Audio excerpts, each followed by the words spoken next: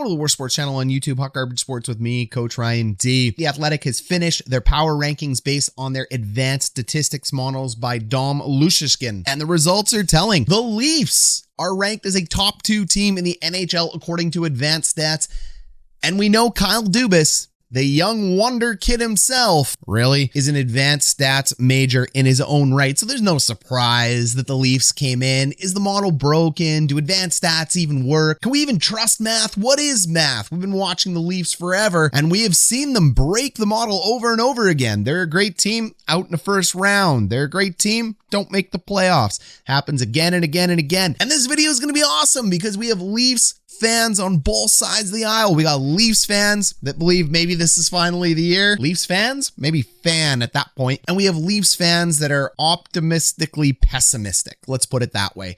They will not believe until they have to believe. It doesn't mean they don't love their team. So we're going to jump into all things advanced stats with the Toronto Maple Leafs. Let's roll the intro. Let's get after it, Leafs Nation.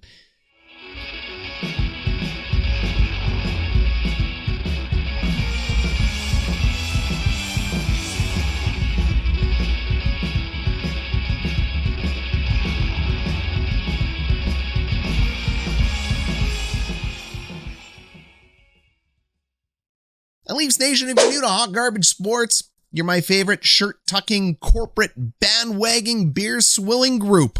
I love you guys. Think you're fantastic, and I'd love you to subscribe, sign up, and join the channel. Toronto has some of the largest diehard fan base in the NHL, so we love having you here.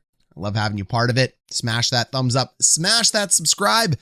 It's all in good fun anyway. But what isn't in good fun is what's been happening to the Leafs over and over and over again, specifically to the Leafs fan base. We have to separate two things here. The Toronto Maple Leafs are a business. Hard stop, end of story. Sure, there's players, teams, owners, people that want to win in there, but realistically, it is not the same as the fans. The fans have an emotional, family-like connection to this team like we all do to our sports teams. But at the end of the day, the Leafs are a business, and everybody who's passed through in and out the Leafs business, yes, they've been affected, but nobody has been affected by this 56-year drought more than the fans. So fans, you have way more tied into this than I think the business of the Toronto Maple Leafs. So what do the stats say? Let's jump into it right away. The projection states the Toronto Maple Leafs have a 91% chance to be in the top 10 and a 98% chance to make the playoffs in a competitive Atlantic Division. They also have a 51% chance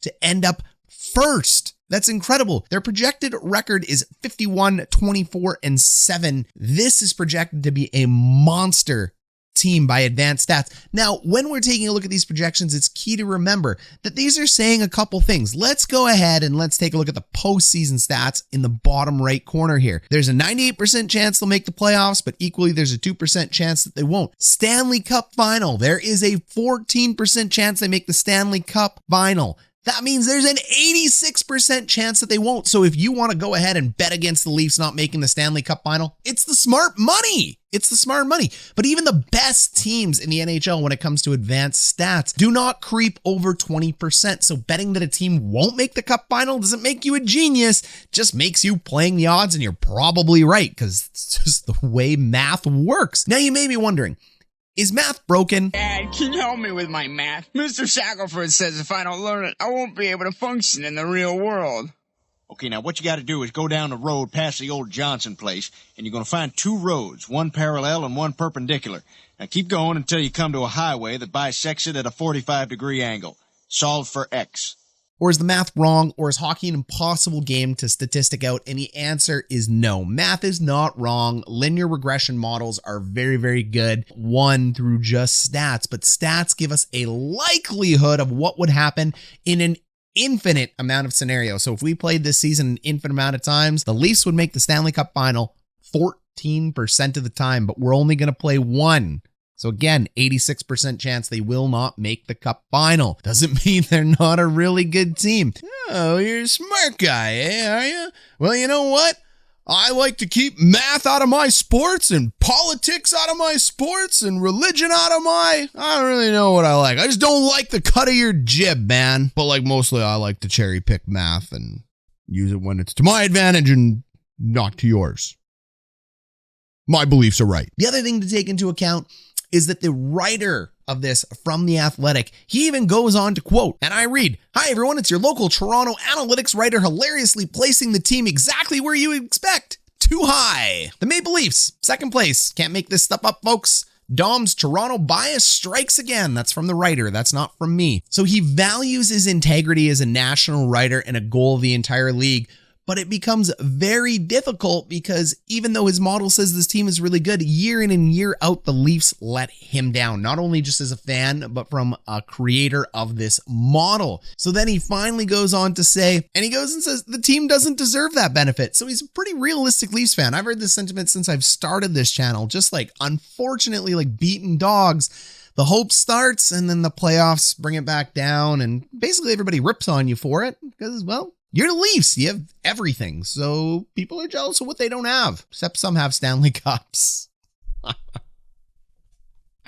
Couldn't help myself. He finally says he's personally sick of the undeserved optimism for the Leafs. So when we take a look through here, I want to walk everybody back from the edge here. I find myself, I'm a pretty unbiased hockey person, to be frank. I love the Jets, but I don't have a ton of bias when it comes to it. I am extremely realistic when it comes to hockey, much to the point that a lot of my personal friends and family who know me as diehard Jets fans think I just hate the Jets because I live in Jets land, I live in the Jets bubble, and year after year after year, I go, temper your expectations. This is an okay team. They're not as good as we all think they are down here. And then I get beaten up for not being a homer because it's just easier to be part of the group. But I'll be the first one to sit here and tell you that with a critical eye, I can look at most hockey teams, and I want to go ahead and pull up the Leafs roster, specifically their game score value added. Let's go ahead and take a look. So this game score value added is very simple. The higher the number, the more projected game score value add the player has. Higher is better. Red is neutral. Dark blue is great. You want more dark blue than red. Very simple. And the higher you have a score in this, the more likely the advanced statistic model predicts that you're going to win games. Got it? Good. Taking a look at this roster, it's a very deep roster. And again, I would expect nothing less from Kyle Dubas. He's amassed the fourth best first line in the NHL. Yep, you heard me. The fourth best first line in the NHL according to the statistical model. Ritchie, Matthews, Marner. Diehard Leafs fans, there is the perfection line out there. There is the McDavid line over in Edmonton. There is the Avalanche's first line with Nathan MacKinnon. There are some damn deep first lines out there. So being in the top 5 is great. And everybody, like, you're like this close. Like this close. So when we rank things 1, 2, 3, 4, 5 all the way to 32, people get really worked up. They're an A-tier first line. They're one of the best first lines in the NHL. Their second line is fantastic. Bunting moving up into that line with Tavares and Nylander. It's just a powerhouse top 6.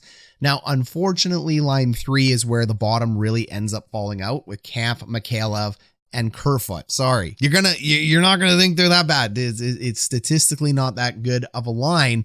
When I take a look at this line on paper from a coach's eye, I kind of have to agree with it. Now, I think it's a little better than the model gives it credit for because I think David Kampf is actually better than what the model's saying. He's just been concussed for his entire career, and that's what happens when you're a Bruin. You get concussed because it's a physical game. But I'm not in love with this line yet. And you got to remember that this is using 3 years of aggregated data. Whatever happened last game isn't this game, but it's a good indicator of what likely will happen. So it can always change, but it's pretty good using 3 years of history. So when I take a look at this line through a coach's eye, yeah, I'm not thrilled with it, but maybe it will improve. Then on the fourth line with Spezza, Case, and Simmons, I mean, I've been saying this, Spezza on the fourth line for what you're paying him is an absolute steal. So this is a really good forward group. I like this top 12. And I think you can sustain injuries to most of these players. But as you saw in the playoffs last year, if one of your big 3 forwards goes down, you're in big trouble. But this model is only talking about the regular season. It isn't talking about the playoffs right now. The playoffs is a totally different game. We know that. We'll cover the playoffs when the playoffs come up. But the Leafs and Leafs Nation, you should be optimistic. You're going to have a really strong regular season. I think of that from a coaching standpoint.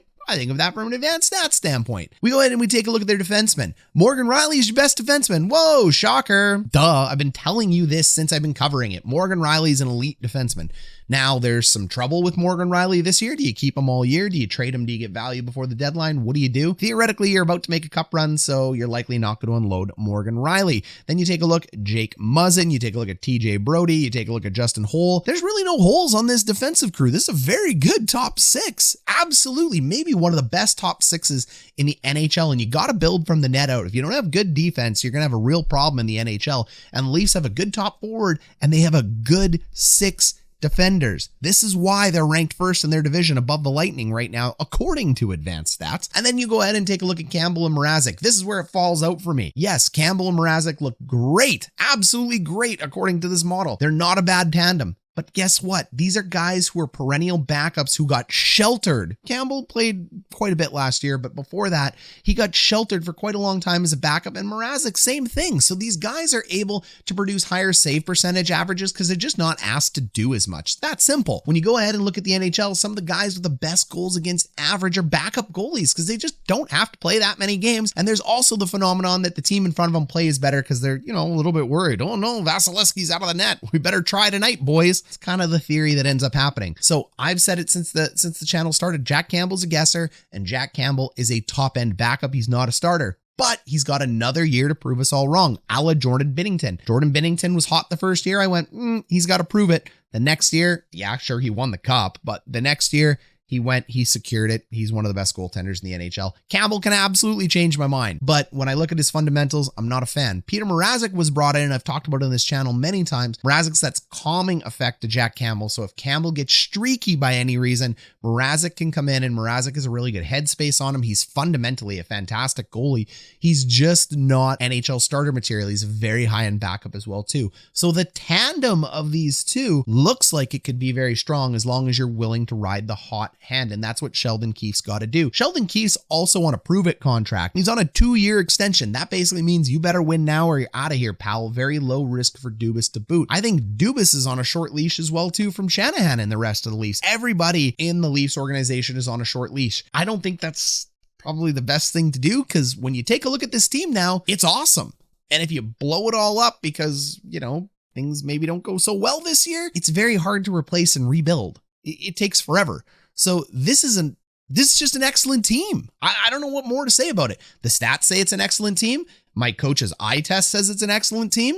The chemistry on the team should be good, but we never know. I was watching that documentary about the Leafs on Amazon Prime, All or Nothing. The one big problem I do have with the Leafs is the buy-in from the top-level captains as well as Sheldon Keefe. I think there is way too much of Sheldon Keefe when I watched that series from last year, asking for his team's buy-in and hoping for his team's buy-in. And as people and employees, we all want our boss to be able to do that. But sometimes you just need to captain the ship and tell him what you got to do. Sure, he gets fired up from time to time, but it's like you're asking them to play a little bit better. And the thing that emphasizes to me as a coach for the Leafs in that series is in episode 1, where they're up against the Ottawa Senators 5-1, and he can just feel that there's a problem occurring. He can feel it slipping away. In the first 10 games of the season, their record is fantastic. They're on a streak, and he can feel it. He says, this doesn't feel good. I don't like what's happening out there, even though we're winning. I need you guys to push harder. And the players kind of did this.